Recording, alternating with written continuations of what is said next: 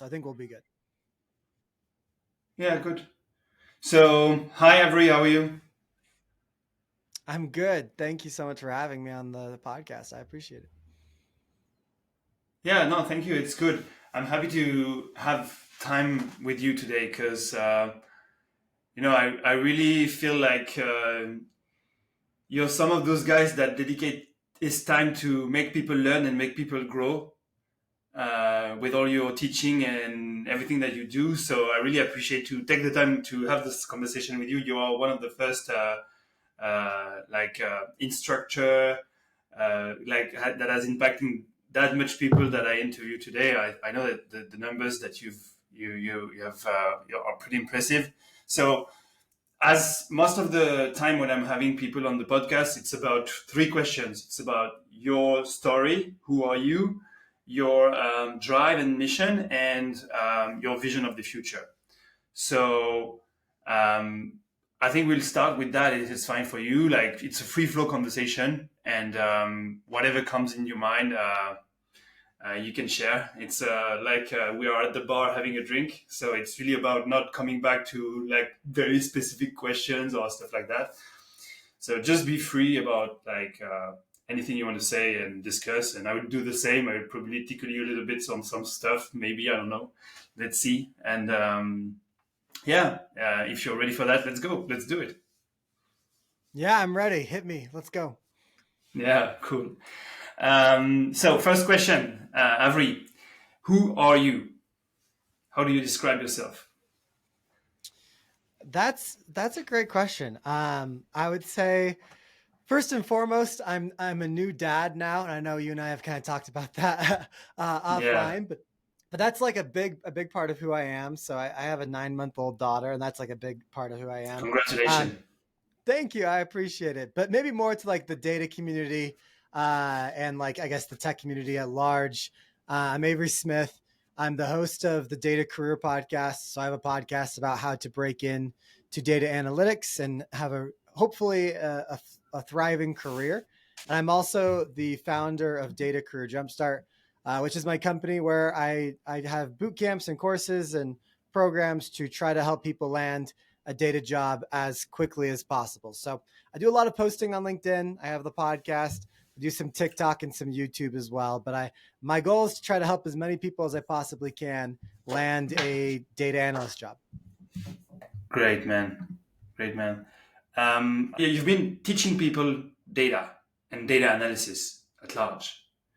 Um, what kind of child were you? You'd say you were a dad. What kind of child were you to make you do this today? Like, how did you grow into that guy that is teaching people how to do data and analysis? Yeah, I don't really know. So like I grew up always super interested in technology and like programming and computers and stuff like that. I don't know if like I ever really was that into teaching. I don't know. That's a really good question. But basically, I ended up, I ended up studying chemical engineering, which is not data science or data analytics. But I ended up transferring my career into the data world, and I was like, man, there's not a whole lot of great resources for doing this.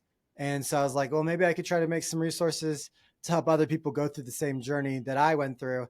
And so I was just kind of like, how could I possibly help people do what I did, but just a little bit faster? And that's kind of where the idea came from.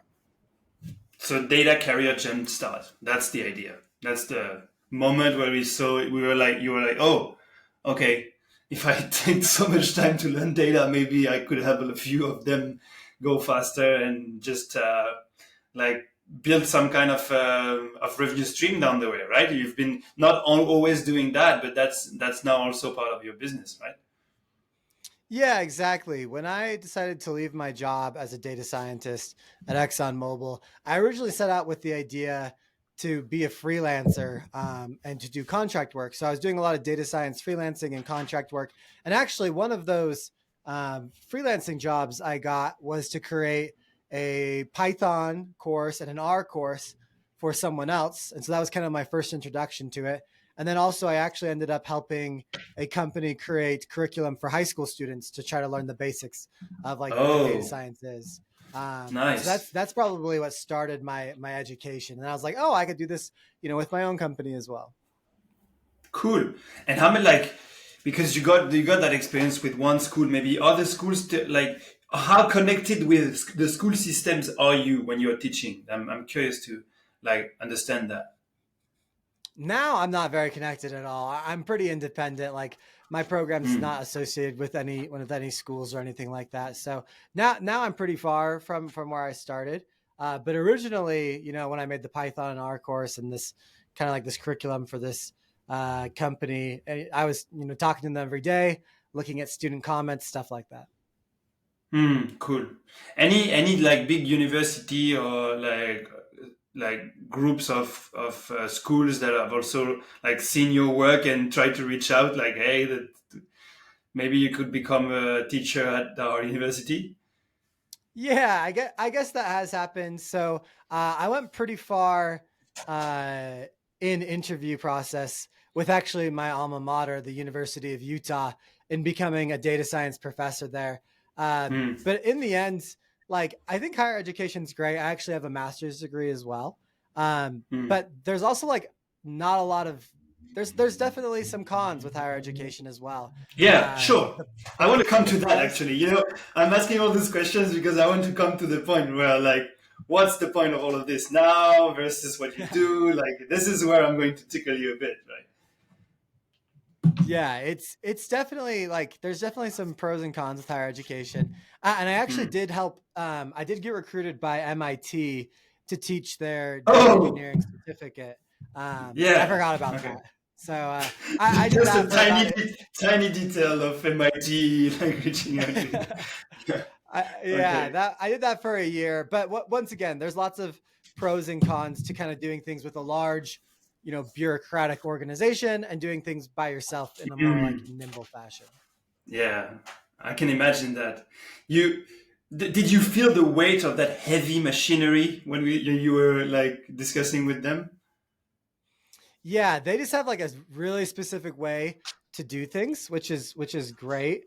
But it doesn't necessarily allow, I think, for the best student experience. And also, if I'm being honest, I'm not like a super good uh, instruction follower. I kind of like to do things my own way. So Yes, I can imagine. it's Free yeah, thinker, it's free kind of doer. exactly. So it was kind of hard to follow all their rules at like such a large organization. Yeah, yeah, I can imagine. I guess that's probably why there's such a huge question now with AI and with ChatGPT being the knowledge repository of everything you can find on the possible like realms of internet. It's like how can you justify even a degree now? Like when you have all those knowledge accessible from just like what is this, and then you can have like deep and deep and deep dive into like the corpus of like information that the AI model has collected, That's a huge question. Yeah, it'll be really interesting. I think it's a question we'll be answering for like the next decade, Yeah, sure. because it's so hard to tell where we're at in AI because it literally changes at least every month, like what's actually going on. So it'll be really Mhm. interesting to see what happens in the future. Yeah, sure. Have you been like so when we come back to this idea of like what are your origins and where you come from and how you basically didn't really know how I mean you were not really like having any predisposition to teaching back when you were young. You were just like a curious guy um, that liked science. Yeah, exactly. I think I've always just kind of looked at like, oh, I just want to get like a good high paying, corporate job. And to be honest, in America, like being a teacher is not super high paying. So like I never really considered it. My mom was a teacher. I knew Oh, like the okay. long hours you had to work as a To teacher. I wasn't prepare. yeah, I wasn't really super interested in that. So I kind of stumbled, I guess, across this career. Hmm.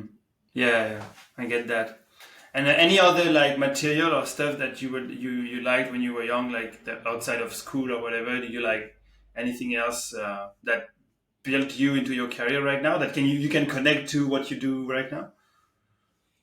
I really liked like computers and video editing. So I was never very good at it, but Ah, I made okay. I made a lot of videos when I was younger of whether it was maybe of a trip that my family went on, or maybe it was just like everyday life. So I made a lot of videos back then. Social media wasn't really video based. I mean, YouTube existed, but it wasn't nearly as big as what it is today. And Instagram didn't have videos in the platform at that time. So I do like a lot of social media videos now, a lot of video podcast stuff like that. So I guess Yeah, I you're did a lot doing of video great. making. Yeah, Thank yeah, you. I yeah, appreciate yeah. it. That, I wanted to see that, like, because obviously, like, so teaching was not one of those things, but you eventually went there because of the corporate world and the way you were had you basically, if I understood correctly, when you had to learn those skills, you went through a hard time. Then you said, like, why not building those like curriculum for other people? And by the way, that will help. Like, I was going to go to that question. Like, by the way, creating the course also helps you understand better. I don't know about you, but like when I teach someone, I'm like 10xing my understanding of the subject as well. So it's like it's also for. I mean, it's maybe not for you, but for me, teaching sometimes feels selfish. It's weird, but I feel like the moment I have someone that is ready to listen to me so that I can explain something to him or to her, I also feel grateful of me taking the time to just build up my understanding of the whole topic while explaining it to someone else. You see? So I guess that Yeah, there's this aspect, right? yeah, I definitely love teaching. It's fun, and yeah, whenever you teach anything, you're definitely the one who gains the most from it. I think. I think so. It's a very like uh, good feeling and a strange feeling at the same time because you feel like you have gone through the structuring process of your ideas and learning, and so it's cool. Yeah, and so you went to that, you had to do it, and then you had this Yep. other thing, which is the video editing and the social media and the documenting journeys and stuff that you already like to do. That's great. So that is making your two sides of what you do now, right? At the end. Pretty much, yeah. Most of my time is spent. I mean, I would almost classify it all under teaching, right? Like basically, what I'm doing is teaching people inside of my program or teaching people on the podcast. But even the social media stuff is teaching. You just have to, for instance, the Yes. way that I teach people via podcast or via like let's say a live lecture is very different than the way you teach people on TikTok. Because on TikTok, you only have so many microseconds to actually make an impact. So it's all teaching one way or another. It's just figuring out the medium and the platform that best reaches an audience. Yeah, that's great. And how do you keep nurturing yourself from new stuff? Like, how do you keep learning yourself? I read a lot of books. So one of the goals that I have this year, and I did it last year as well, is to read 10 pages of nonfiction every day. So that adds up to I guess what 3,000, about 3,500 pages of reading that I try to do every year. And then I'm also a big podcast guy. Probably Hmm. honestly to a default, I listen to a lot of podcasts. So I try to get my knowledge via podcasts or books most of the time.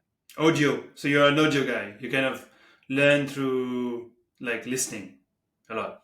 Yeah. I honestly think I actually learn best by reading and then writing down kind of what I'm reading. I think that's how I learn best personally. But I also have like kind of a productivity complex where I always want to be learning, and so audio is really great for me to be doing the dishes or working out or and learning kind of at the same time. But I don't necessarily know if I always have great takeaways or like great learning in the audio. I think it's harder for me Mhm. to process that. Sometimes you unplug a bit and then you replug later. And so, yeah, I see your point. I have also this productivity complex somehow. And I'm like also loving the audio part of this. Right? It's so comfortable that you feel like you could do other stuff and still listen and have your brain active while you do other physical kind of activities. Whereas like Yes. running or just doing the dishes or just cleaning or folding the clothes or that's that kind of stuff is kind of also I think really really really interesting. Great. Um, it's good, man. I like to get deep into like who you are and that sort of sense, right? It's like it feels good to learn a little bit more about you and how you structure your your your basically your learning process, your life, and everything. Tell me about the dad stuff, right? How is it? I'm a dad also, so we can probably like share a bit about this. Like do you have like, I will probably start by saying like I think I have like good way of doing it because I have time slot in my day. Like I know that I wake up early and to this time it's full child, and at the end of the day also disconnect for like dinner and everything, and then probably a replug later. Do you have some kind of also schedule that you try to maintain to get yourself like efficient on your job, on your first job? Because this is probably the, like I consider this my first job is being a dad. I also agree with you. Like this is the most important stuff. Then the works comes. For sure. Yeah. It's difficult. That's like the first thing I'll see, like balancing life as, an entrepreneur, a dad, a husband, a teacher is definitely not easy. And I'm definitely not perfect at it for sure. For me, like the biggest thing Nobody is is. just making yeah, that's true. For me, the biggest thing is like making sure, like you said, like I have time blocks in my day where I can get what I need to get done at work, but also make sure I have, bonding time. I also help my wife and she can go chase her dreams, what she wants to do. So for me, that kind of looks like a lot of the times I'm on night duty. So like I'm making sure that she's sleeping through the night. If she gets up in the night, I'm helping out, making sure she goes back to sleep. And then Mhm. typically I'll have her for like a little bit in the afternoons. And then, like you said, like dinner time, bath time. And then I'll have her a little bit in the mornings as well. So time blocking has been Mhm. really big. But the other hard thing about having a kid, I can't remember if you have multiple. I only have one. And I have a second one coming in a few months. So yeah. okay, there you go. And I think everything changes with two. That's what I've been told. But with one, you're like every month is brand new. There's like a new schedule, there's new activities. And so it's really hard to actually get into like anything, a routine longer than a month because you're in a constantly changing environment where, oh, she no longer wakes up at this time. Or, she needs more, Yes, like, for instance, that's true. we're just getting to the walking stage. And so all of a sudden she can like move around. And so your life is just different because it's like, oh, if I set you down, you're like not going to just stay there. So it's always changing. It's hard. Yeah. Yeah, I agree with you. But at the same time, it's so fun to see this happening. Like we're in the business of like learning all the time. I also learn all the time. You learn too. Like seeing a kid learn and grow is so refreshing to see. Like you unplug, but you also see that it's everywhere. Everybody's learning all the time, and this, you have your witness. You're the witness number one of at least one human being that does that. So it's pretty cool.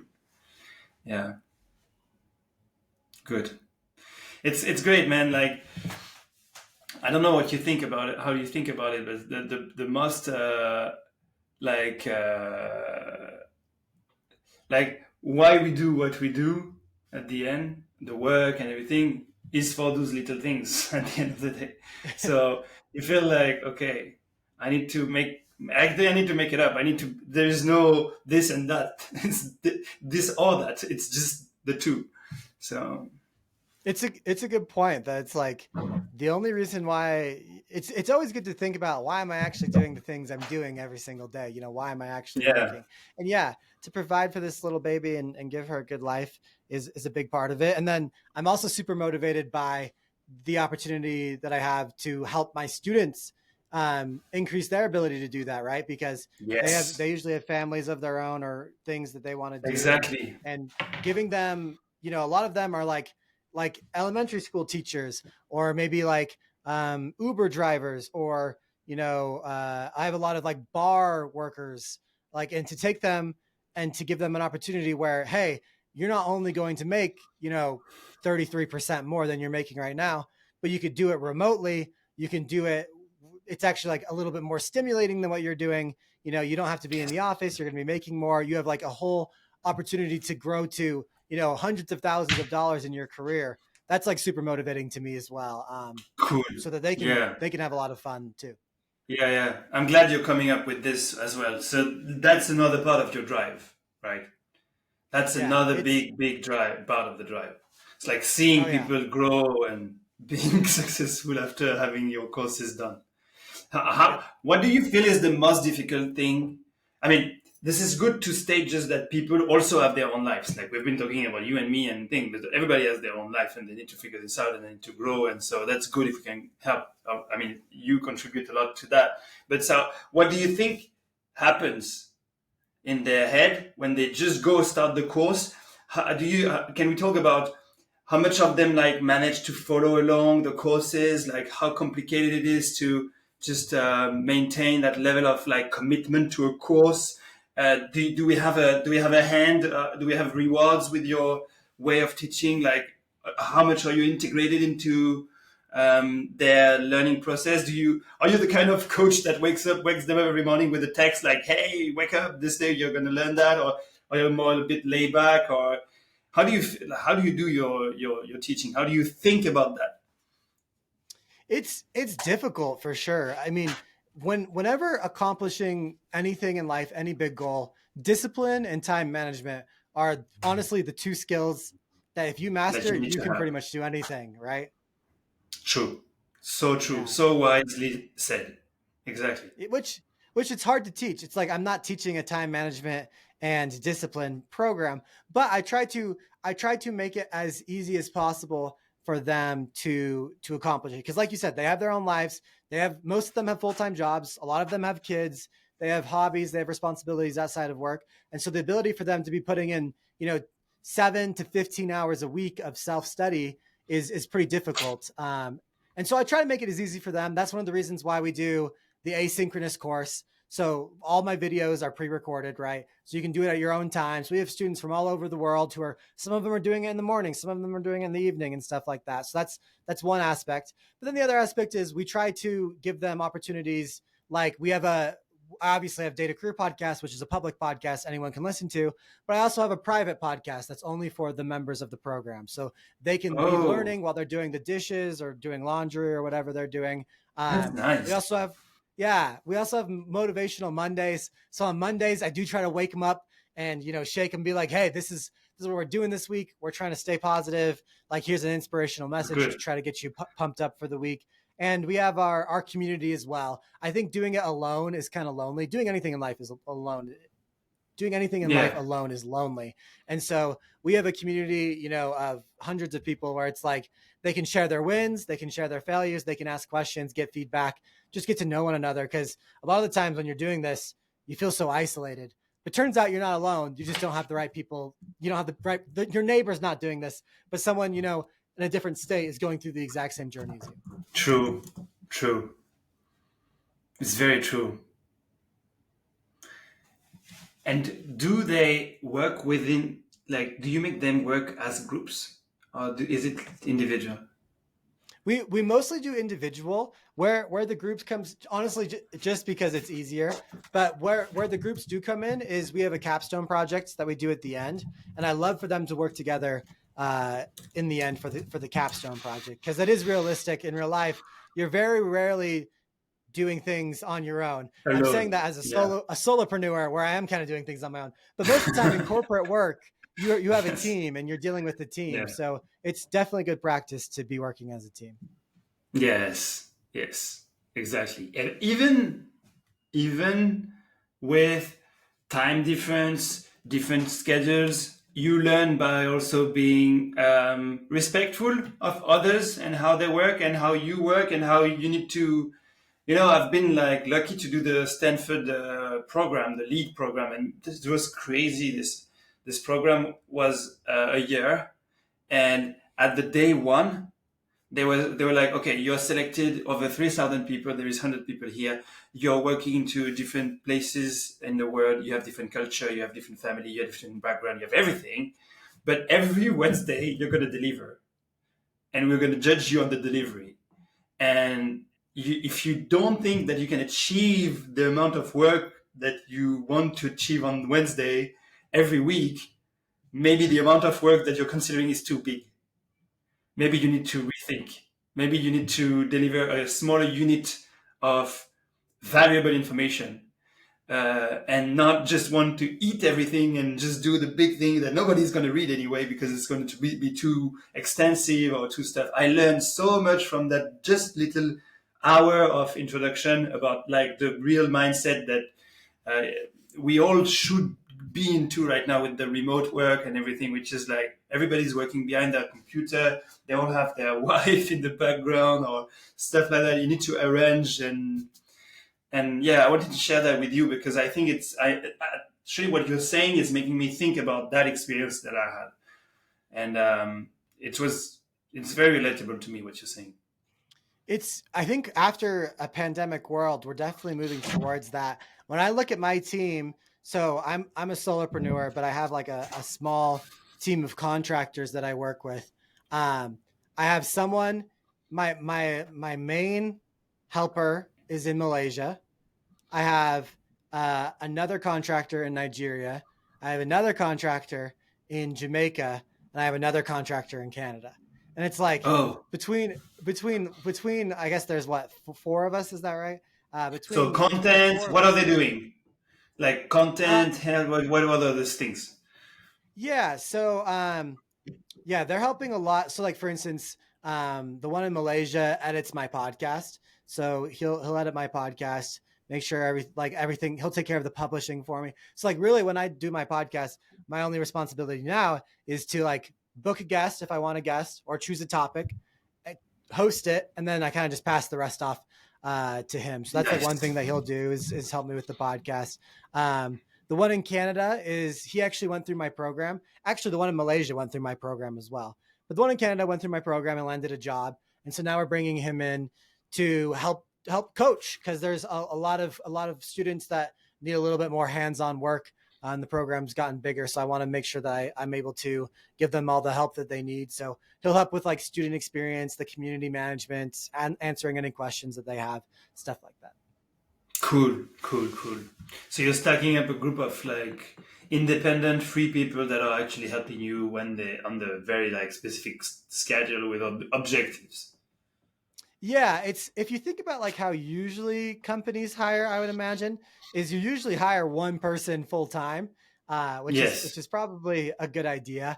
And for whatever reason, I've done the opposite, where I have three people part time that probably work a full time, like they work probably combined 40 hours a Yeah. week. So it's like Yeah. I have Yeah. three one thirds of a human working for Yeah. me, which is unique, but it's what we've done so It's. far. I I don't think know if it's it's the much right more idea. common than you think. It's much more common than you think because like those kinds, like big corporation are going to become in terms of volumes and of numbers. They are not that much. They are a tiny percentage of big corporation. Yeah, yeah, Most of the rest is like, and that's gonna, I don't know, and that's probably the part where we switch around the vision of the future and the future of work and stuff like that, which is part of also the line that we want to follow here. Like, um, there's going to be a shift into the market, right? You see this already now. Like more people going freelance, more people are going to have their own contract, work on their own terms. Like you're contributing to that in a way, right? Because there's a lot of people that wants to freelance and do data because it's an independent kind of position. No? yeah, 100%. And I think I like it because it's fun and you're erasing boundaries. It's like why should I only work with the people who are geographically near me? Um, Yeah. but also, I think it's actually a pretty good um, economic benefit for both me and for them. So, like for instance, the contractor I have in Nigeria, he's very affordable for like an American rate, but he's out of his mind, very excited about the rate he's receiving because it's hard to get that high paying job in Nigeria. So it's kind of a Yeah. win win, I think, for the whole world in a lot of ways. Yes. Yes. It's giving opportunities to everyone to do their stuff the way they Yeah. want. Mhm. Because what you do is if you're located into US where there's where the money is, where most of the money is, you take that money and you make sure that you have your own money back and that other can benefit from it. So it's kind of good. Also, it's kind of a positive flywheel of people benefiting from that source of money that is mostly located. Like it's not distributed evenly across the world, right? So in a way, you're like redistributing part of the value other places. I mean, to me, it's the way I see it. Like, okay, let's make it more redistributed in a way, right? Yeah, I'm definitely not paying enough volume where my redistributions have any Yeah, effect on society as a whole. But these yeah, individuals, like I've become really close with a lot of these people that I'm working with, and it's really yes, fun, to get to know them and see how this new opportunity is affecting their life for the positive. So there's a lot of good going on. yeah, for sure, for sure. Good. And how do you feel about?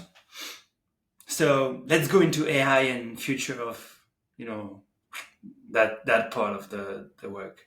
How do you see the future of assistants, virtual assistants, AI assistants, agents, and the conflict that it raises with a conflict or not? You're going to tell me what you think with the other people that will like be actual human who are doing their work. Like, how much of a threat it is for you? Do you think it's going to be complementary? Like, do you think it's yeah? Tell me what you think around that, around those lines.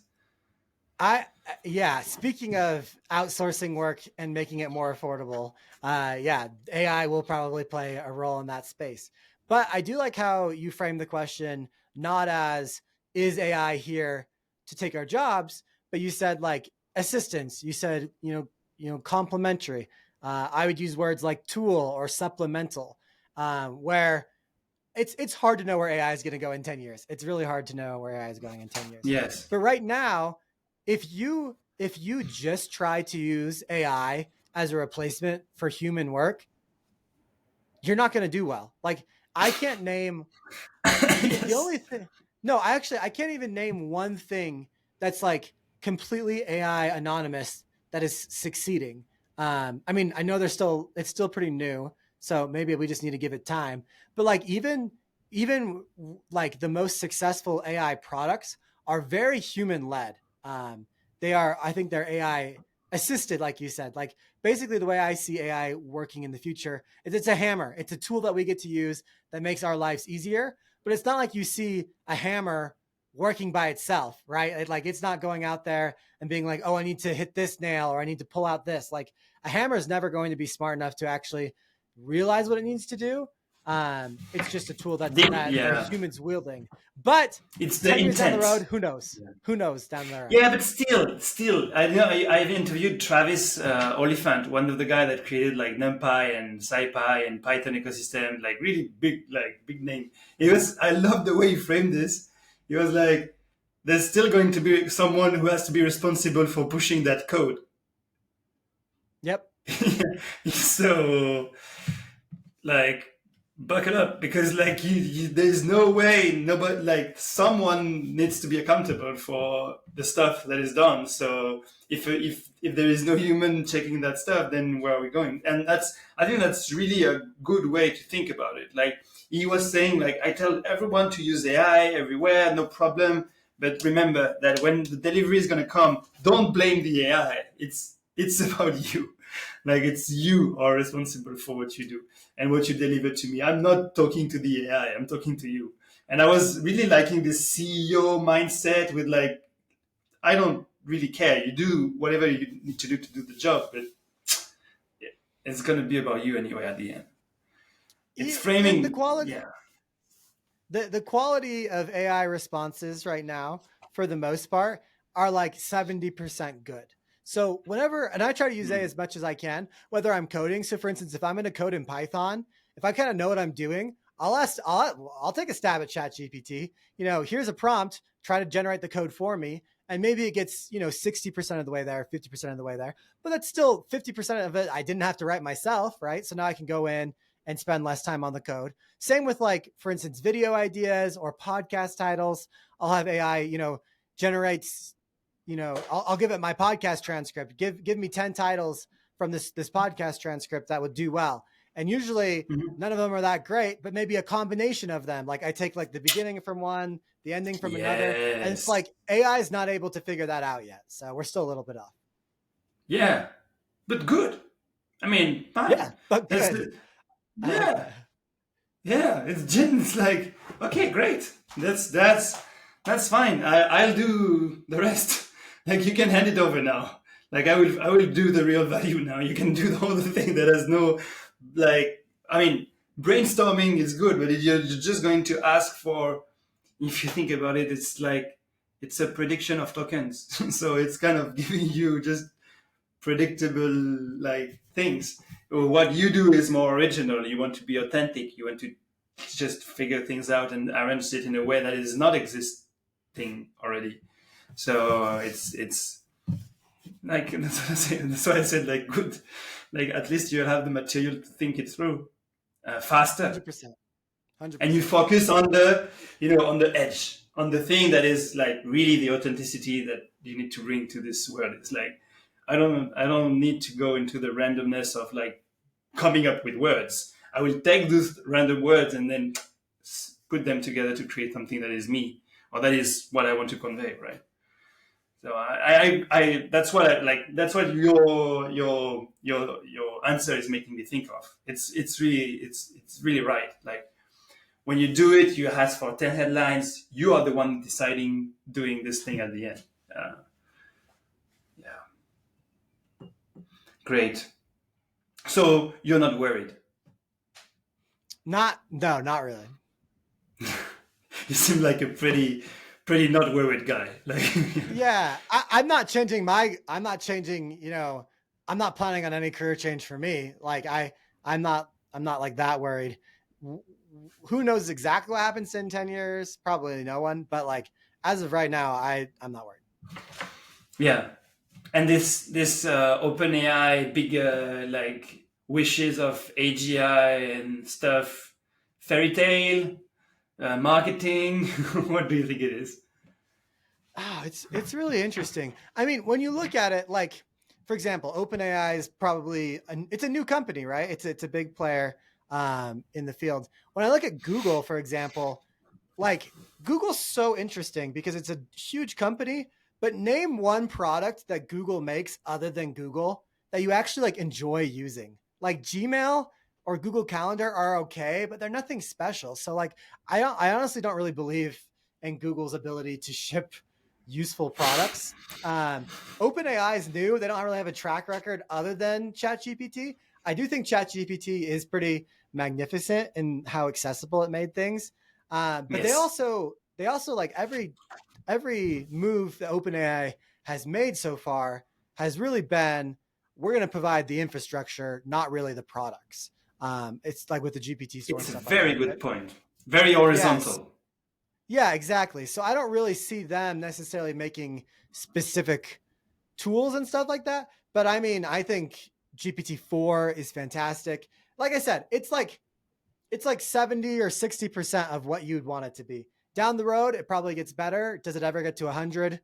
I don't think so, but we'll find out. I'm here and I'm happy to watch. Yeah, yeah. Do you have you unauthorized ChatGPT to take your data? Do you switch it off? Oh, like I when mean, I'm for using training. ChatGPT? Yeah. Did you turn off Oh, the thing? I haven't, but to be honest, I'm not really using.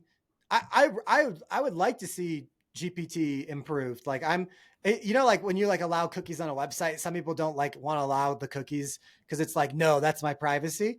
I'm like, if you're gonna use cookies to serve me better advertisements, like for instance, if I'm on Instagram, I'm gonna see ads no matter what, right? I rather have the Yes. ads be relevant to me than irrelevant to me. So sure, learn everything you want about me. Like I rather have useful stuff than not useful stuff. So I'm kind of the same with Hmm. ChatGPT. Unless I'm putting like super like personal information, I don't know, like stuff like that, I rather not put it into ChatGPT. But like a lot of the times it's like, here's my podcast. I'm fine if ChatGPT knows my podcast Yeah. transcripts. In fact, I don't know. I mean, I think GPT-4 constantly learning, or is it like a date where like it This accesses a cut lot off. from a certain? This cut off. Okay, Yeah. what's interesting though, I don't know how any of that works, because if it's cut off, it doesn't make a whole lot of sense. But the other day, I asked ChatGPT, what are the best data podcasts to listen to? And I was on there. Data Career Podcast was on there.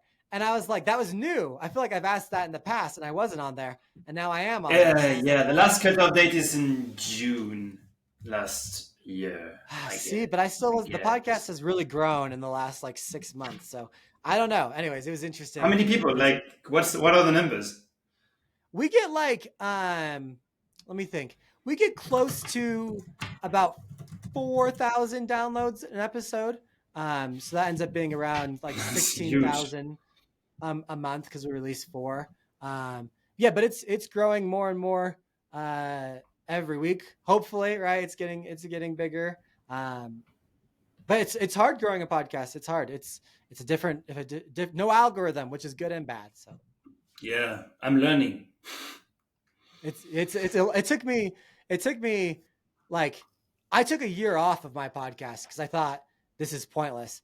And then when I came back a year ago, actually, I just restarted the podcast a year ago. I did about 50 episodes, and then I took about a year off, and then I just started a year ago. And when I restarted, we struck a chord. I don't really know how, but it was way more popular than it was previously. So. Great. Well, I've listened to it. I think it's really a good podcast that everybody Thank should you. I listen to. appreciate it. I think Yeah. so too, but I'm biased, so I appreciate you saying that. Yeah. No, but because like I don't see a lot of like authentic way of learning the way you do it. I think you're full of authenticity in the way you bring things to people, and that's great. Yeah, like it's you, right? This thing is your like identity that you spread out through your course and your content, and that's what people want, right? They like you. They feel like they're connected to you in a way. They feel like you also care about them. You have them like and your team check on them, make sure that everything's going well. So that's really great. It's really a powerful like endeavor. I think you Well, you impact so much. Like you don't you only and you as an educator you only see the first line. You only see the one that you educate. You don't see what those guys are doing to others when they probably teach them a new trick or a new stuff or the money that they get, what they enable doing in their life, or you just see the small impact of your work, but it's way bigger than that. well, thank you. I appreciate it. It's been a lot of fun, and I really enjoyed doing it.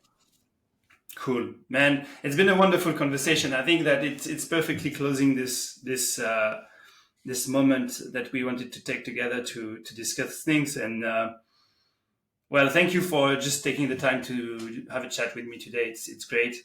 Um, where should we follow you? Where everybody should be like checking out on you? Where are you the most active? Yeah, I'd love for anyone listening to check out the Data Career Podcast. If you're interested in data careers, you can just search in your podcast app, Data Career Podcast, or my name, Avery Smith, and you'll probably find it. And then feel free to connect with me, or I'm out of connection. So if you want to connect with me, send me a note and make it impactful so I accept you. But otherwise, you can follow me on LinkedIn. So Right. Okay, man. Thank you so much. Have a very good day. And like, let's keep growing, right? Let's keep it yeah, up. love it, Jeremy. Thanks for having me on. Thanks for everything you do with NOS, and you're doing great work too. Thank you. See you, man.